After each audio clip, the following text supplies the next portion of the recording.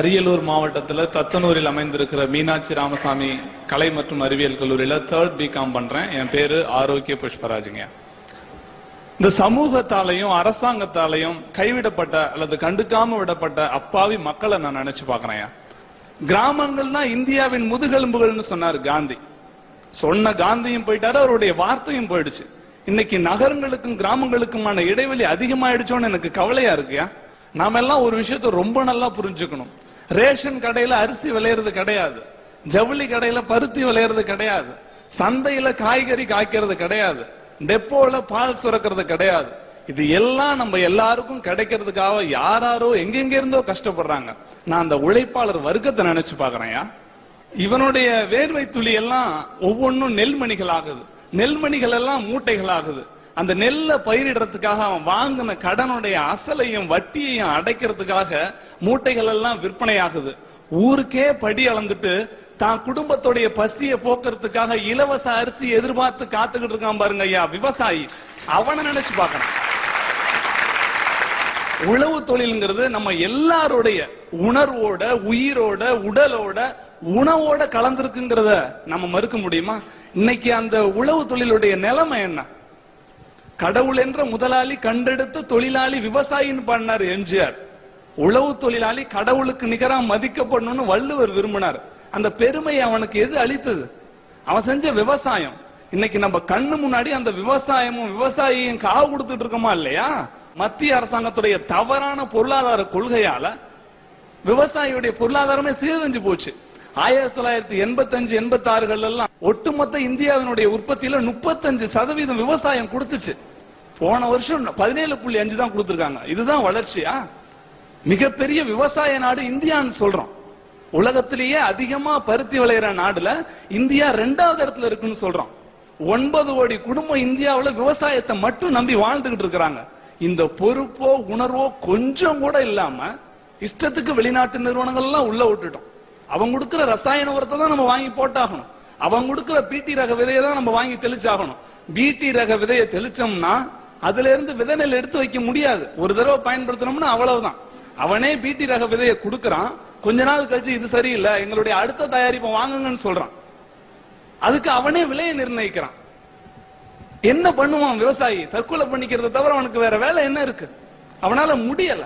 கடந்த காலத்தை பாருங்க. வீட்டுல கிடந்த குப்பை, காட்டு தலை, ஆட்டு மாட்டு சாணி எல்லாம் போட்டு மாடை பூட்டி ஏறு உழுது விவசாயம் பண்ணி அவன் அமைதியா வாழ்ந்துகிட்டு இருந்தான். விதை நெல் எடுத்து வச்சிருந்தான். அவன் சாப்பாட்டுக்கு நெல் இருந்துச்சு. இந்த சமுதாயத்துக்கு அதை வித்து அவனுடைய குடும்பம் அமைதியா வாழ்ந்துகிட்டு இருந்துச்சு. இன்னைக்கு அவனுடைய நிலைமை என்ன? ரசாயன உரங்களை வாங்கணும். உரம் விற்கிறவன் நல்லா இருப்பான். டிராக்டர் எந்திரங்களை வாங்கி தான் நம்ம பயன்படுத்தி ஆகணும். அவன் நல்லா இருக்கான். எல்லாத்தையும் தாண்டி இவ்வளவு செலவையும் பண்ணி விவசாயம் பண்ணா கூட விளைஞ்சா கூட விலை இல்ல. பெட்ரோல் டீசல் நம்ம எங்க இருந்து வாங்குறோம்? எண்ணெய் வளம் உள்ள நாடுகளில் இருந்து, வெளிநாடுகள்ல இருந்து இறக்குமதி பண்றோம். அதை வாங்கி விக்கிறவன் அந்த விலையை நிர்மாணிக்கிறான். ஆனா தன்னுடைய ரத்தத்தை வேர்வையா சிந்தி உழைச்சு உற்பத்தி பண்ணின விவசாயி அதோடைய விலையை நிர்ணயிக்க முடியலையே. இதை விட விவசாயத்தை அழிக்கிறதுக்கு வேற ஏதாவது யுக்தி இருக்க முடியுமா? ஆடி பட்டம் தேடி விதைனா இப்ப யாராச்சும் ஆடியில விதைக்க முடியுதா? ஆடி மாசம் அடிக்கிற காத்துல இடுப்புல இருக்கிற வேட்டி கடுப்புல காணாம போகுது. பெய்யுற காலத்துல காயுது, காயிற காலத்துல பெய்யுது. என்ன பண்ணுவான் விவசாயி?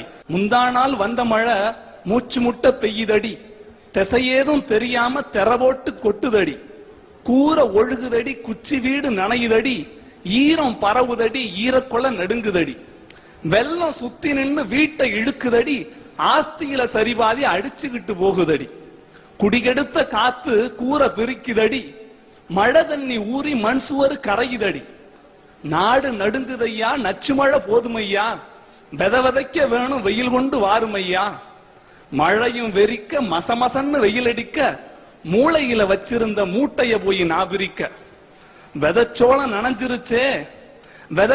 நனைஞ்சிருச்சே, வெட்டியா பூத்துருச்சே, முளைக்காத வடிக்கு முளைகட்டி போயிருச்சே, ஏர்புடிக்கும் சாதிக்கே இதுதான் தலையெழுத்தா, விதி முடிஞ்ச ஆளுக்கே விவசாயம் எழுதியிருக்கா, காஞ்சு கெடுக்குதுன்னு கடவுளுக்கு மனு செஞ்சா பேஞ்சு கெடுத்துடுச்சே, பெருமாளே என்ன பண்ணு எழுதுறாரியா?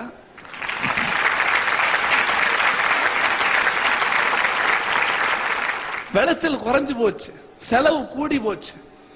விவசாயத்தை தவிர வேற எதுவுமே தெரியாதவன் இந்த நாட்டில் எப்படி பிழைக்கிறது? 1997 இருந்து 2011 வரைக்கும் 2,14,500 விவசாயி தற்கொலை பண்ணிருக்காயா. நாமெல்லாம் பேசுறோம், சேத்தில் அவன் கால் வைத்தால் தான் நாம் சோற்றில் கை வைக்க முடியும். அப்படி கஷ்டப்படுற விவசாயி சாப்பிட்டானா, தூங்குனானா, அவனுக்கு ஒரு வீடு இருக்கா, அவன் பிள்ளையெல்லாம் படிக்குதா, அவனுடைய வாழ்வாதாரம் என்ன? சமூகம் மறந்துருச்சு. எல்லாத்தையும் தாண்டி இன்னும் இந்த மண்ணுல விவசாயம் நடந்துகிட்டு இருக்குன்னா, மண்ணை கிண்டி புடைக்கிறவன், இன்னும் மண்ணை நேசிக்கிறவன் அந்த மண்ணுல இன்னும் உசுரோட தான் இருக்கான். ஆனா உசுறு ஊசலாடிக்கிட்டு இருக்கு. நம்ம நாட்டுடைய மிகப்பெரிய தோல்வி என்ன தெரியுங்களா? சுதந்திரம் வாங்கி 60 வருஷம் ஆனதுக்கு அப்புறமும் எல்லாருக்கும் நம்மளால கல்வி கொடுக்க முடியல. 30 கோடி பேர் நம்ம நாட்டுல படிக்க தெரியாம எழுத தெரியாம இருக்காங்க. இன்னைக்கு கல்வி வியாபாரம் ஆயிடுச்சு. யூனிவர்சிட்டியில கூட படிச்சிடலாம், ஆனா எல்கேஜிக்கு மட்டும் நம்மளால பணம் கட்டவே முடியல. குப்பனும் சுப்பனும் தான் பிள்ளைய படிக்க வைக்கிறதுக்கு எப்படி பணம் கட்டுவான்? கண்ணுக்குட்டியுடைய பசியை தீக்கிறதுக்காக பாலை சுரக்கிற பசுவோடைய மடியில மனுஷன் கை வச்சு அதோடைய காம்புல ரத்தம் வர்ற வரைக்கும் பால் கறக்குறான் பாருங்க. அவனை விட மட்டமானவன் ஒருத்தன் இருக்கான்னா அவன் கல்வியை வியாபாரமா விக்கிறான் பாருங்க, அவன் தான்.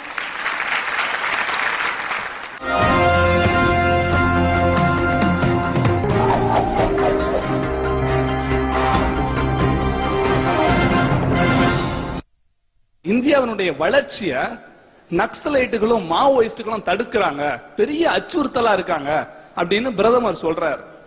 ஆனா அந்த நக்சலைட்டுகளுக்கும் மாவோயிஸ்டுகளுக்கும் பின்னாடி நின்று ஹெல்ப் பண்றது யாரு? பழங்குடி மக்களும் ஏழைகளும் தான். ஏன் அவங்க அங்க போய் நிக்கிறாங்க? நம்மளுடைய உள்துறை அமைச்சர் சொல்றாரு, மாவோயிஸ்டுகளை அழிப்பதற்கும் பழங்குடி மக்களுடைய அடிப்படை தேவைகளை நிறைவேற்றுவதற்கும் மத்திய அரசு முயன்று வருகிறது. அப்படின்னா என்ன அர்த்தம்? இதுவரையும் பழங்குடி மக்களுக்கு நீங்க எதுவுமே செய்யலன்னு அர்த்தம். சுதந்திரம் அடைஞ்சு இத்தனை நாளுக்கு அப்புறமும் எந்த அடிப்படை தேவைகளும் கூட அவனை சென்றே அடையல பாருங்க பழங்குடி மக்களை. நான் அவனை நினைச்சு பாக்குறேன். இங்க வாழ்ற முகேஷ் அம்பானி தன்னுடைய வீட்டுக்கு 8000 கோடி செலவு பண்ணி 27 தளத்துல வீடு கட்டுறாரு. அவர் வாழ்றது இந்த தேசம் தான். ஆனா இதே தேசத்துலதான் ஒருவேளை சாப்பாடு இல்லாம சாவரவனும் இருக்கான், போட்டிருக்கிற துணிக்கு மாத்து துணி இல்லாதவனும் இருக்கான். அப்படிப்பட்டவங்களை நான் நினைச்சு பாக்குறேன். தன்னுடைய சுயநலத்துக்காக, செல்வாக்குக்காக, தான் நல்லா இருக்கணுங்கிறதுக்காக ஜாதிக்கு ஒருத்தன் முளைச்சிருக்கான். இப்ப புதுசா ஜாதி உணர்வு முக்கியம், நாம பெரும்பான்மையில இருக்கோம், 2011 நாம தான் ஆட்சியை பிடிக்கிறோம், 2016 நாம தான் பிடிக்கிறோம், 21 பிடிக்கிறோம், 26 பிடிக்கிறோம் பேசிக்கிட்டே இருக்கான். இந்த மக்கள் அறியாமையால அவன் பின்னாடி கொடியை புடிச்சுக்கிட்டு திரிஞ்சுக்கிட்டு இருக்கான். எதுக்காக அவன் ஜாதி உணர்வை நம்மள்ட்ட ஊட்டுறான்னு கூட தெரியாம ஜாதி வெறி பிடிச்சு அறியாமையால சிக்கி சீரழிறானே இந்த அப்பாவி மக்கள், அவனை நினைச்சு பாக்குறேன். மீனவ சமுதாயத்தை பத்தி ஒண்ணுமே தெரியாம இருக்கிற ஒரு குரூப் நாங்கெல்லாம். ஆனா சமீப காலமா நடந்துகிட்டு இருக்கிற பிரச்சனையெல்லாம் பார்த்தாதான் தெரியுது ஒரு மீனவன் எவ்வளவு கஷ்டப்படுறான்னு. மீன் சாப்பிடுற பழக்கம் எனக்கு உண்டு, ஆனா மீனவனுடைய கவலை நான் ஒரு நாள் கூட நினைச்சது இல்ல. சமீப காலமா நான் மீனவனை பத்தி யோசிக்காத நாளே கிடையாது. இளையராஜா அழகா பாடுவார், கடலில எழும்புற அலைகளை கேளடி ஓமானே, மீனவர் படுகிற அவதிகள் கூறிடும் ஓமானே, கடல் தண்ணி கரிக்குது காரணம் இருக்குது ஓமானே, உடல் விட்ட வேர்வைகள் கடல் வந்து கலக்குது ஓமானே. பாட்டா கண்ணு தண்ணி வருதுயா. அவன் எவ்வளவு துடிக்கிறான். மீனவனை நேசிக்கிற எல்லாரும் சொல்லுவாங்க கடல் தண்ணி கரிக்குதுன்னா அது அவனுடைய உடல் தண்ணி பட்ட வேர்வையால் அப்படின்னு. ஆனா அது மட்டும் காரணம் இல்ல, இன்னைக்கு அவனுடைய கண்ணீரும் பட்டு அதிகமா கரிக்குது. 600க்கு மேற்பட்ட தமிழக மீனவர்கள் இதுவரை செத்து இருக்காங்க. கேட்க நாதி இல்ல. கடலுக்கு மீன் பிடிக்க போன கணவன் திரும்பி வர்ற வரைக்கும் வயிற்றுல நெருப்பா கட்டிக்கிட்டு திரியிறாயா பொண்டாட்டி. படகுல போன பையன் பத்திரமா திரும்பி வர்ற வரைக்கும் பல்லுல பச்சை தண்ணி படாம பசியோட காத்துக்கிட்டு இருக்காயா தாய். போன புருஷனும் பிள்ளையும் மீன் பிடிச்சிட்டு வரவானா. இலங்கை மீனவர்களால அடிக்கப்பட்டு துவைக்கப்பட்டு நிர்வாணப்படுத்தப்பட்டு கருவாடா வந்தா எப்படியா? இந்த மீனவர்கள் எல்லாம் பாதிக்கப்படுறாங்கன்னு சொன்னீங்க, அது எந்த அரசாங்கத்தால பாதிக்கப்படுறாங்க? இலங்கை கப்பற்படை. அந்த இலங்கை கப்பற்படைக்கு தலைவர் யாரு? ராஜபக்சேவா? ஆமா, அந்த ராஜபக்சேயை கூப்பிட்டு இந்தியாவில் நடந்த ஒரு விளையாட்டு விழாவுக்கு சீஃப் கெஸ்டா உட்காத்தி வச்சு அழகு பார்த்து அந்த கொள்கையும் பண்ணது இந்த இந்திய அரசு தான். அதோட மட்டுமா அந்த நாட்டுக்கு ஒரு 5000 கோடி உதவியும் கொடுத்திருக்காங்க. நம்ம ஆள இங்க உழைச்சிட்டு இருக்கான், நிர்வாகம் பண்ணி தரான், குடும்பப்படுத்தி தரான். இத்தனையும் நம்ம சொல்றோம். வெளியுறவு மந்திரி கடிதாஸ் எழுதுறாரு, நான் போய் பேசினேங்கிறாரு. நிருபமா ராய் நாங்க சந்திச்சு பேசினாங்கிறாங்க. பேசின பிறகு இந்த கொடுமையெல்லாம் நடந்துட்டு இருக்கு. அந்த நாட்டுக்கு 5000 கோடி உதவி. இந்த கொடுமையை நீங்க நினைச்சு பார்க்கலாம். இதுக்கெல்லாம் என்னதான் தீர்வுன்னு கோர்ட்டுக்கு போனா இந்திய கடலோர காவல்படை அங்க வந்து ஆஜராகி தமிழக மீனவர்களாம், இந்திய மீனவர்கள் கூட நமக்கு அங்கீகாரம் கிடையாது, நாமெல்லாம் வேற தேசம் போல இருக்கு. தமிழக மீனவர்களாம், தமிழக மீனவர்கள் பேராசை காரணமா எல்லை தாண்டி போய் மீன் பிடிக்கிறதுனாலதான் இது மாதிரி அவலெல்லாம் நடக்குதான். எது பேராசை? தான் குடும்பத்து பசிய போகணுங்கிறதுக்காக மீன் பிடிக்க போறதுக்கு பேர் பேராசையா? தாம் பிள்ளையும் நம்மள மாதிரி உசுருக்கு உத்தரவாதம் இல்லாம தெரியக்கூடாதுன்னு நினைச்சு மீன் பிடிக்க போறதுக்கு பேர் பேராசையா? அவன் என்ன மீன் பிடிச்சு சம்பாதிச்சு பெரிய பங்களாவா கட்டி வச்சிருக்கான்? அவன் மீன் பிடிச்சு சம்பாதிச்சு ஜாதி கட்சியை நடத்திக்கிட்டு இருக்கான். அவன் மீன் பிடிச்சு சம்பாதிச்சு சுவிஸ் பேங்க்லயா போட்டு வச்சிருக்கான். பாவம்யா, பேராசைங்கிறது மிகப்பெரிய வார்த்தை. எல்லை தாண்டி போறாங்களாம். உங்களை கொண்டுட்டு போய் பாலைவனத்துல விட்டு, ஐயா விவசாயம் செஞ்சு பொழைச்சுக்குங்க அப்படின்னு சொன்னா நடைமுறையில சாத்தியமா? நமக்கு கொடுக்கப்பட்டிருக்கிற எல்லையும் அப்படிதான். மீனே இல்லாத ஏரியாவில் மீன் பிடிச்சு பொழைச்சுக்கன்னு சொன்னா எப்படி நியாயம்? கடல்ல ஏது எல்லை? 1970களில் கச்சத்தீவை தார வாத்து கொடுத்துட்டோம். ஈசல் செத்தா கூட இலவு கொண்டாடுற கூட்டம் ஏன் நம்ம? தமிழர் கண்ணு முன்னாடி செத்துக்கிட்டு இருக்கும் போது நம்ம அதை பத்தி கவலைப்பட தயாரா இல்ல. வைதிஸ் கொலவெறிடி சாங்க 60 லட்சம் பேர் பார்த்திருக்கான். தமிழகம் சாவறான், எவனும் பார்க்கல. இவங்க எல்லை தாண்டி போறாங்க, நீ எல்லையில போய் நிக்க வேண்டியதானயா? எல்லையில போய் நின்று காப்பாற்ற வேண்டிய பணியை விட்டுட்டு 600 பேர் உசுர விட்டுட்டா. காஷ்மீர்ல ஒரு பிரச்சனைனா லட்சக்கணக்கான கோடி ஒதுக்குறல்ல. தமிழ்நாடுனா அவ்வளவு இலக்காரமா போச்சா? தலையில ஒரு முடி விழுந்தா கவலைப்படுறான், காலில் முள்ளு குத்துனா கூட வலிக்கல. முள்ளு காலில் குத்துறதுனால உனக்கு வலி தெரியல, கண்ணுல குத்துனா அப்ப தெரியும். உலகத்துல எங்க துயரம்னாலும் தமிழ் அழுகுறான். ஆனா தமிழ் அழுதா மட்டும் உலகத்துல எவனுமே இல்லை. அப்படி துடைக்கிறதுக்கு கூட கரங்கள் இல்லாம அழுதுகிட்டு இருக்கிற ஒவ்வொரு தமிழனையும் நினைச்சு பாக்குறேன்.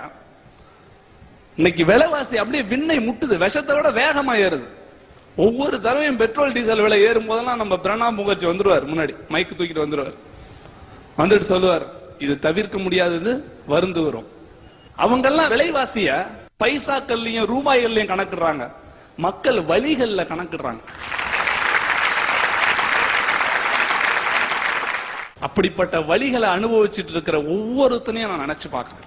உலகத்துல எந்த மூலையில எந்த மனுஷன் இருந்தாலும் அத்தனை பேரையும் நினைச்சு பார்த்து கண்ணு தண்ணி விட்டு விடைபெறுகிறேன். நன்றி, வணக்கம்.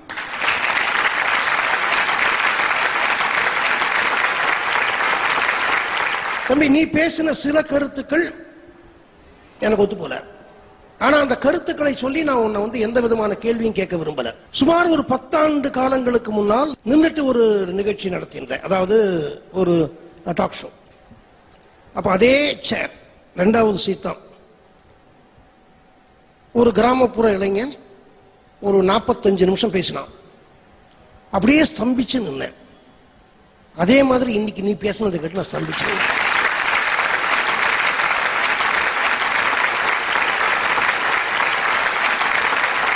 அந்த கிராமப்புறத்து இளைஞன் யாருன்னு உனக்கு தெரியுமா? தெரியாதுங்க. இன்னைக்கு என்னுடைய செலக்ஷன் கமிட்டியினுடைய சீஃப் மிஸ்டர் பாரதி.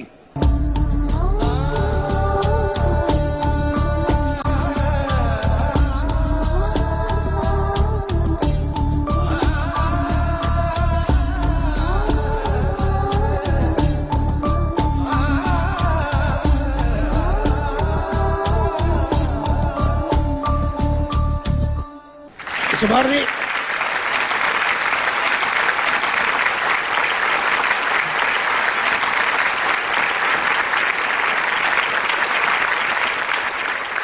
கிட்டத்தட்ட உருவத்திலேயே நீ பாரதி மாதிரி தான் இருக்க. என்னை பாரதியை நினைக்கு பார்த்து வைத்த உனக்கு நன்றி கூறுகிறேன்.